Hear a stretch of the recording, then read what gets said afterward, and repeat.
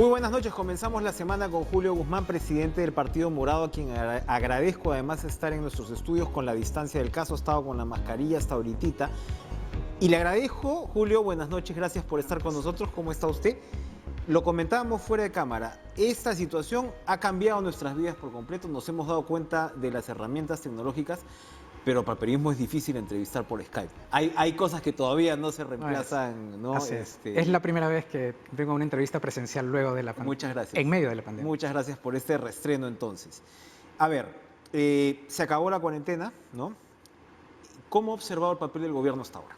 Que es lo que ha estado en debate primero. Luego de estos 100 días de cuarentena, se pasó pues una percepción de que había habido una reacción muy buena inicial, pero de ahí se ha primado entre muchos el decir, oye, la economía se fue al diablo y al mismo tiempo te acercas a los 10.000 muertos. Entonces no ha funcionado la estrategia del gobierno. ¿Cuál es, primero, su percepción? Sí. Primero creo que el gobierno ha sido afectado por dos cosas. Primero, unas condiciones del país y del Estado que venimos arrastrando hace 30 años, una serie de reformas que no hemos hecho, no hemos invertido en las personas, no hemos invertido en educación, en salud, en servicios básicos, y eso no es una responsabilidad exclusiva del gobierno. Ese es un primer tema, cómo nosotros recibimos la pandemia, cuál es el estado del país cuando llega la pandemia. Y el segundo punto es, en mi juicio, una falta de sentido de urgencia. ¿Y por qué lo digo? Porque ahorita el problema de la gente que está buscando chamba, lo que primero quiere es conseguir trabajo. Y la razón es que el dinero del Estado no está llegando a la gente. Y eso quiero explicarlo de una forma muy sencilla. El Perú es uno de los 5 países que más está gastando en el mundo para enfrentar la pandemia. Sin embargo, la plata no llega por dos razones. Porque solo se ha ejecutado el 60% de todo lo que se ha comprometido, pero lo que se ha ejecutado está mal distribuido. Voy a ir en partes. Primero, con la gente y las familias. Está mal distribuido porque los bonos no le está llegando justamente a la gente que lo necesita porque no tenemos bases de datos. En el Estado no hay forma de poder saber de una forma mucho más específica cómo poder transferir esos dineros. ¿Qué se puede hacer ahí? Utilizar los mapas georreferenciados, que es una herramienta que el Estado tiene. Son mapas en donde uno por distintos criterios puede saber exactamente dónde vive, por ejemplo, todas las familias que ganan menos de 800 soles o todas las familias que ganan menos de 1.000 soles. Las ubicas geográficamente y mandas a las Fuerzas Armadas para que lleven víveres, para que lleven alimentos, para que hagan el bono. Entonces, un primer tema es que no llega porque no tenemos la tradición de ayudar a los vulnerables durante estos 30 años. Pero el segundo tema son las empresas. Programas como, por ejemplo, Reactiva, el 70% de todos los fondos han llegado a la gran empresa. Y es por la forma en la que ha sido diseñada. ¿Cuál es la propuesta que tenemos nosotros? Que se canalice también a través de las cajas municipales, en donde el 100% de los clientes son pequeñas y medianas empresas. Y así uno tiene además un efecto descentralizado en todo el país. También hemos propuesto, por ejemplo, programas muy interesantes como Compras Mi Perú, para que la gente consiga chamba ahora, no de acá a 2 años.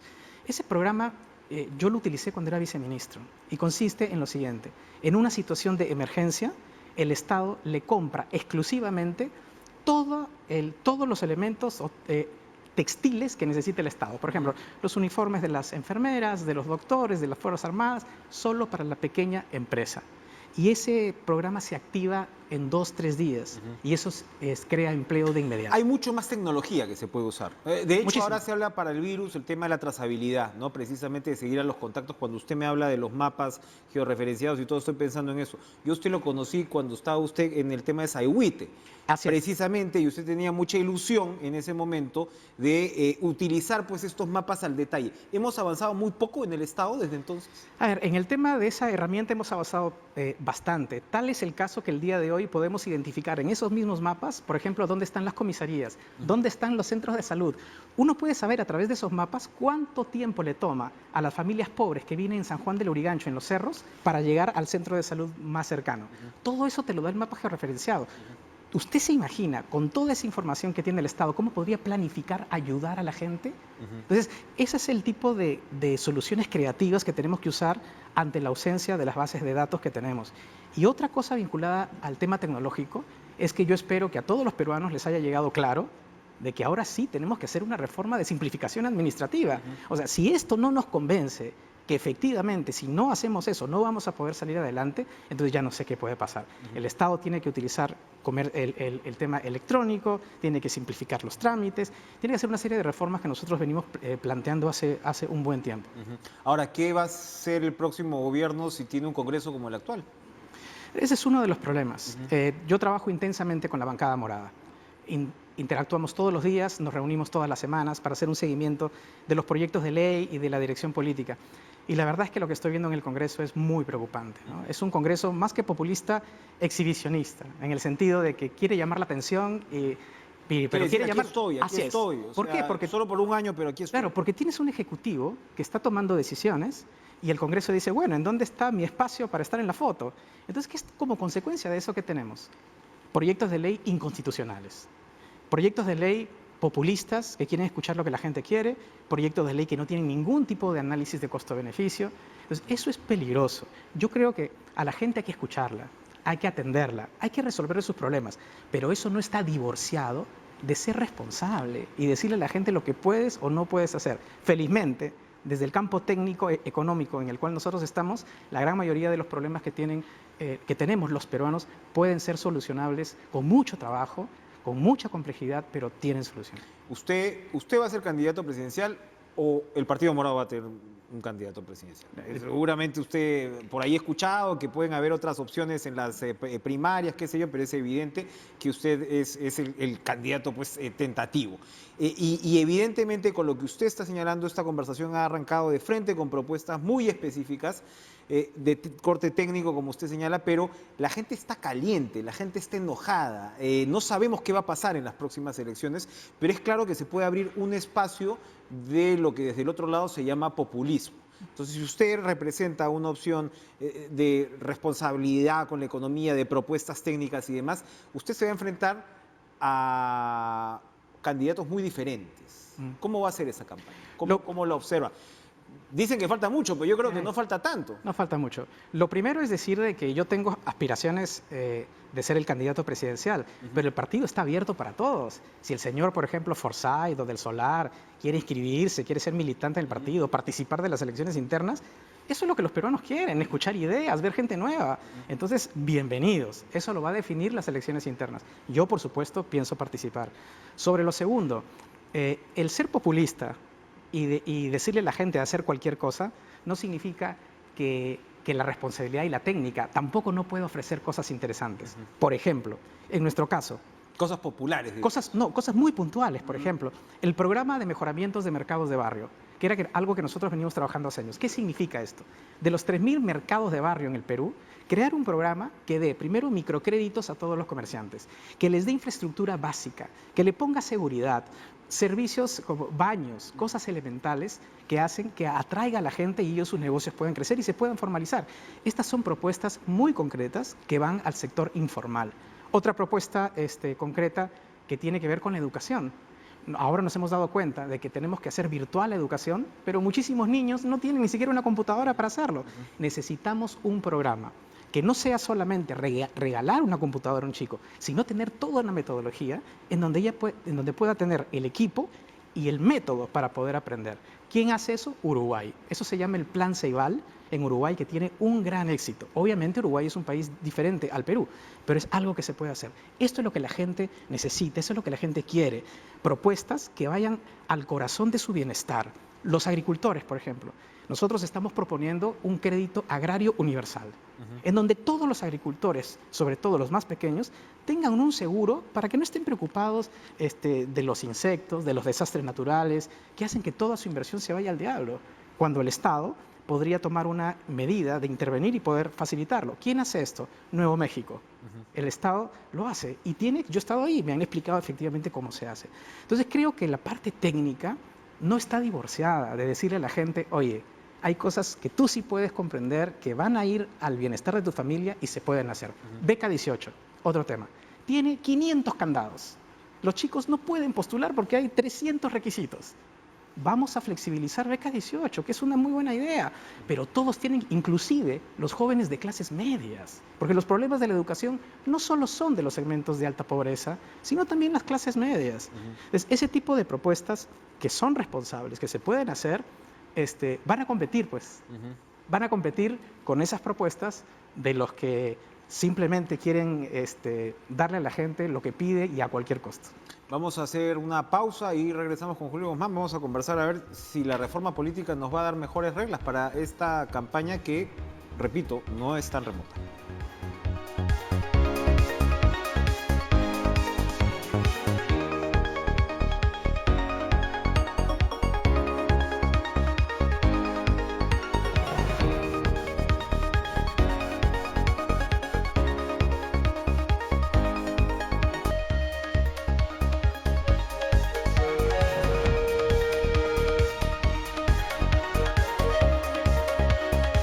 Julio Guzmán, estamos enfrentando ahora, y eso se ha hablado mucho, que uno de los factores que nos han jugado en contra en esta circunstancia es el inmenso porcentaje de informalidad, autoempleo, lo llaman otros, que mucho ha gustado, ¿no? Ahorita nomás decíamos, anteayer decíamos, eso nos ha salvado de protestas como la de Chile, porque la gente, ¿no?, se bandea sola, entonces no espera nada del Estado. Pero ahora lo que has tenido ha sido una cuarentena donde la gente pues ha salido porque no tienes absolutamente ningún incentivo para quedarte en casa. Y básicamente te mueres de hambre. Tu familia se muere de hambre.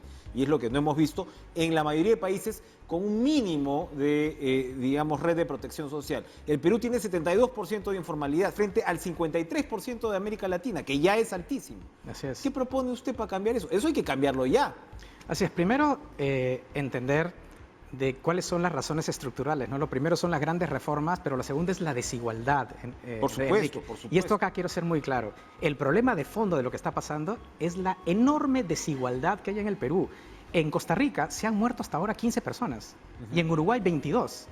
Y qué coincidencia que son los dos países en toda la región donde el servicio de salud es universal, donde el sistema de educación es el mejor y son los países más o menos desiguales que hay en el continente. Entonces tenemos primero que entender. Pero el sector privado tampoco quiere oír hablar mucho de esto, o el sector, digamos, o el capital, vamos a decir. Porque tenemos hace 30 años, Enrique, haciendo más de lo mismo, teniendo esta visión ortodoxa de pensar que porque los números macroeconómicos y si invertimos solo en la gran inversión todo se va a desarrollar, y eso no es así, no alcanza. No alcanza. Hemos como si hubiéramos construido el primer piso del orden, la disciplina fiscal y las cuentas, pero no hemos construido el segundo piso, que es lo que a la gente le hace la diferencia en el día a día. Pero entonces la respuesta que le van a dar a ustedes, Julio Guzmán, pues entonces también es medio velasquista, así como le dijeron a Vizcarra la semana pasada con el tema de las clínicas, porque ¿cómo se van a meter con el sector privado si es lo que está haciendo lo mejor que puede frente a la ineficiencia del público? Y usted y también le van a decir que va a destrozar las políticas macroeconómicas que han sacado a tantos millones de la pobreza, es decir, el discurso escalonado tampoco es fácil de comprar por el lado del sector privado. ¿Cómo va a hacer usted? Bueno, eso es fácil rebatir, ¿no? Porque es un argumento muy débil. Irlanda acaba de tomar control de todas las clínicas privadas. En el caso de Chile también ya lo hizo y nadie podría decir que son países comunistas. El gobierno de Trump, que es un gobierno ultraconservador, es uno de los países que más está interviniendo en la economía, con subsidios directos a las personas, con programas de ayuda a la microempresa y a la pequeña empresa.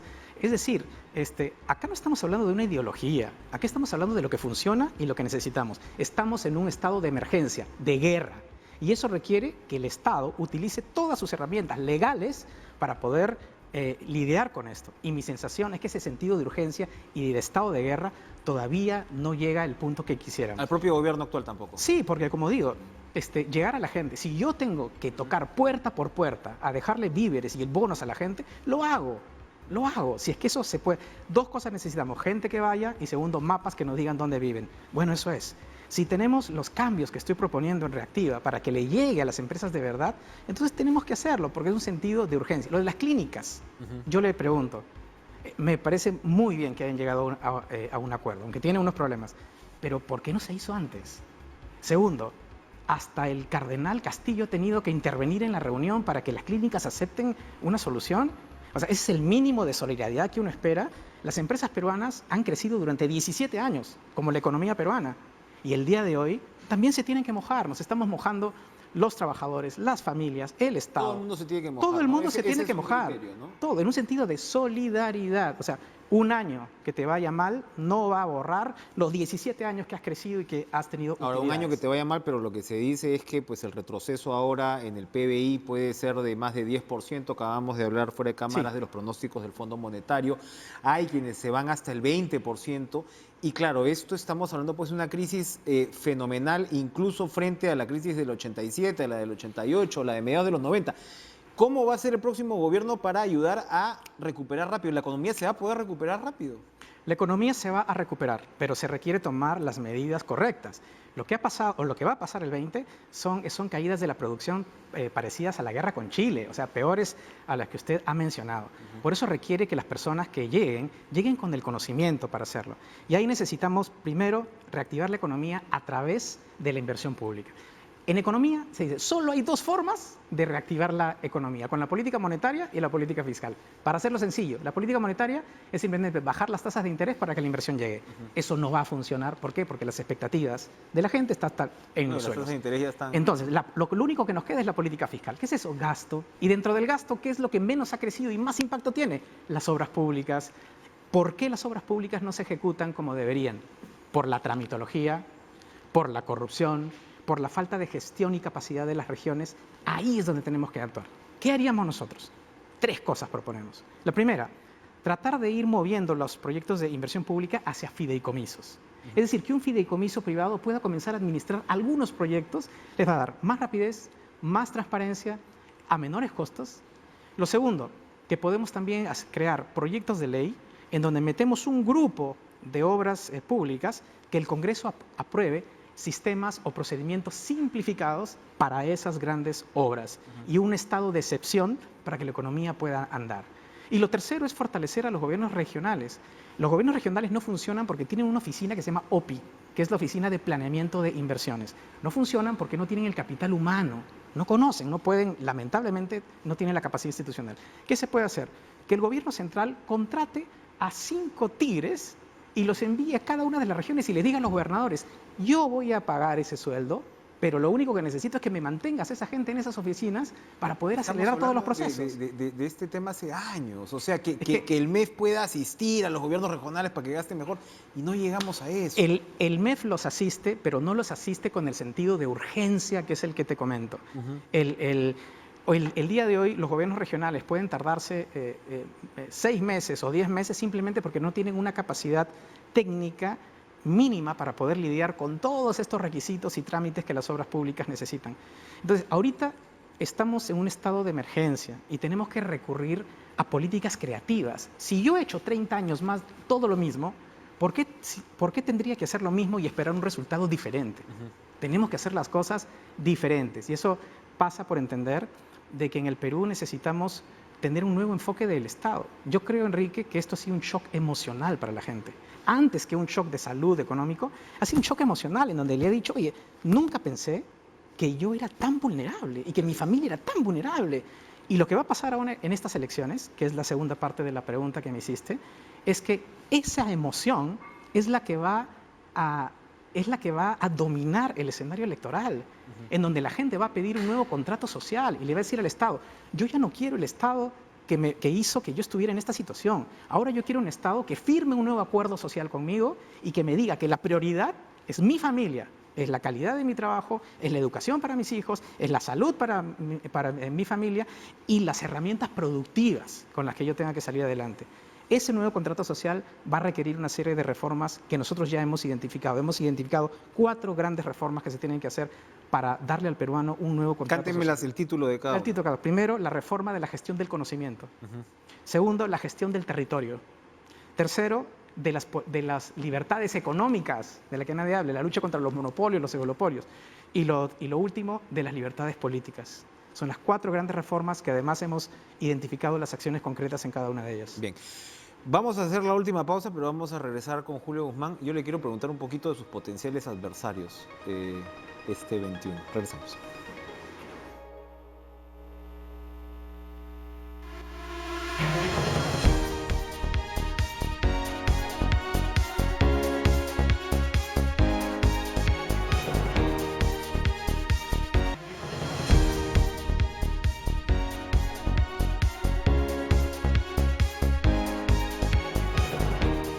Tenemos 5 minutos, Julio Guzmán, y le voy a pintar la cancha más o menos para aprovechar este tiempo. A ver, hablábamos de la amenaza populista, usted ya me respondió por ese lado. El señor Urresti tuitea hace poco, sí, Julio Guzmán respeta el distanciamiento social, sobre todo en los incendios, a diferencia de, en alusión a una controversia en la cual usted se vio envuelto. Por ahí le van a pegar, seguramente. No sé si usted está preparado para apagar esa parte del incendio. Usted me hablaba antes del tema Forsyth del Solar. Y antes también ¿usted es consciente que Forsyth y del Solar ocupan en principio un mismo espacio electoral del que podría ocupar el Partido Morado? Va a ser un problema si tenemos 2 o 3 opciones de ese estilo. Y por último, la izquierda. La izquierda que, por supuesto, ahora mismo, cuando usted formulaba todas estas reformas, hay varios conceptos que la izquierda podría, digamos, jalar agua para su molino. Es un escenario diverso, complejo. ¿Cómo lo va a enfrentar? Pues, en primer lugar, quiero aprovechar para tocar algo del primer punto que has mencionado, ¿no? Al margen de que el tema de lo que pasó en enero haya sido un tema personal, a pesar que nunca hubo un abandono en situación de peligro que lo podría corroborar no solo la persona que estuvo ahí, sino también los reportes de los bomberos y la Policía Nacional que efectivamente dicen lo contrario. Pero al margen de eso, yo cometí un error, sin duda. Y por eso tengo que pedir perdón. Y expuse de una forma absolutamente innecesaria a mi familia, al partido, a los militantes, y eso fue un error. ¿Le hizo daño en las elecciones parlamentarias? Yo creo que eso fue un error y pido perdón por eso. Y las consecuencias que hayan tenido, cuál es la magnitud, la verdad es que no lo vamos a saber, pero el tiempo te ayuda para reflexionar, para pensar y para asumir tus responsabilidades, que es lo que corresponde. El tema... Voy al segundo. Sí, exacto, de los similares, digamos. Sí, a ver, primero, sí, tenemos un espectro que nos habla de que en el centro podrían haber varios candidatos. El problema con eso es que tenemos que escuchar también las propuestas de aquellos que se supone están en el centro. Yo quisiera escuchar cuáles son sus discursos políticos sobre, por ejemplo, la intervención del Estado. Si se les rasgan las vestiduras, si es que las clínicas se tiene que tomar el control de ellas o no, si se rasgan la vestidura, si hay que hacer control de precios cuando hay especulaciones. A mí me gustaría escuchar eso, porque eso va a determinar si estas personas que aparentemente pertenecen a un espacio de centro, en realidad no son de centro, sino son más derechosos de lo que parecen. El Partido Morado, en todas nuestras propuestas, son propuestas claramente de centro, balanceados. Nosotros queremos el libre mercado, pero un mercado libre de verdad. ¿Quieres un libre mercado? Bacán, pero que no haya monopolios, pues no te pases, que no hayan oligopolios, que los emprendedores puedan salir adelante sin que les pongan CABE, que eso ocurre todo el tiempo en el Perú. Entonces, ese espacio sensato, equilibrado, es el que representa el Partido Morado, y yo quiero escuchar a los demás a ver cuáles son sus posiciones concretas. Por ejemplo, el tema de Chávarri también. Enrique, el tema de la corrupción. Mira lo que ha pasado. Ahora, el nuevo Congreso ha vuelto a blindar a Chávarri, y en toda la campaña congresal que dijeron, no, somos diferentes, ahora la lucha contra la corrupción. Casi de traer un nuevo Congreso. En todas las agrupaciones políticas, solo 2 partidos, entre ellos el Partido Morado, hemos sido los únicos que hemos votado contra el nuevo blindaje a Chávarri. Entonces, estamos lamentablemente en lo mismo, y yo me preocupo porque falta todavía unos meses más, faltan 10 meses para que este nuevo Congreso acabe, y no puede ser que estos temas, ya no te estoy hablando de los temas más puntuales, sino de temas de corrupción, en donde todo el mundo sabe quién está involucrado, hayan partidos que el día de hoy promuevan el blindaje de personajes vinculados a esos hechos. Y en el minutito que nos queda a la izquierda, ¿qué le dice a la izquierda? Bueno, la izquierda en el Perú, lamentablemente, me parece que tiene muy buenas intenciones, sin duda, pero me parece que todavía no entiende el Perú. Me parece que no lo entiende en el sentido que la gente lo único que quiere acá es progresar, ser emprendedor, invertir, salir adelante, y hacerlo en un clima que no sea un clima revolucionario, sino que en lugar de estar quitándole a uno para darle a otro, lo que necesitas es generar oportunidades para la gente. La gente lo único que te pide es, dame una oportunidad y yo te voy a demostrar... ¿No revolucionario, pero sí más regulatorio? No revolucionario, pero sí reformista. Y ese es un artículo que escribí y espero que algún día se publique. La gran diferencia entre la revolución y la reforma. La revolución siempre cree que tiene mesías, que tiene los caudillos que lo saben todo. La revolución quiere que las cosas cambien de la noche a la mañana. Esa es la revolución. Y además los medios por los cuales lo hace no son ni democráticos ni de diálogo. La reforma es completamente diferente. La reforma tiene cambios estructurales de fondo, pero es planificada. es progresiva, se hace además en un clima en donde la gente opina y se le involucra. La reforma en toda la historia de la humanidad ha tenido mucho más impacto que esos eventos revolucionarios que han tenido que tomar muchísimo tiempo en convertirse en una realidad.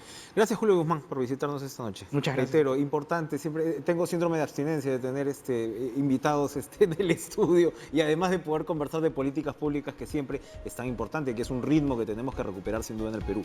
Sigan ustedes en la programación de TV Perú, nos vemos mañana.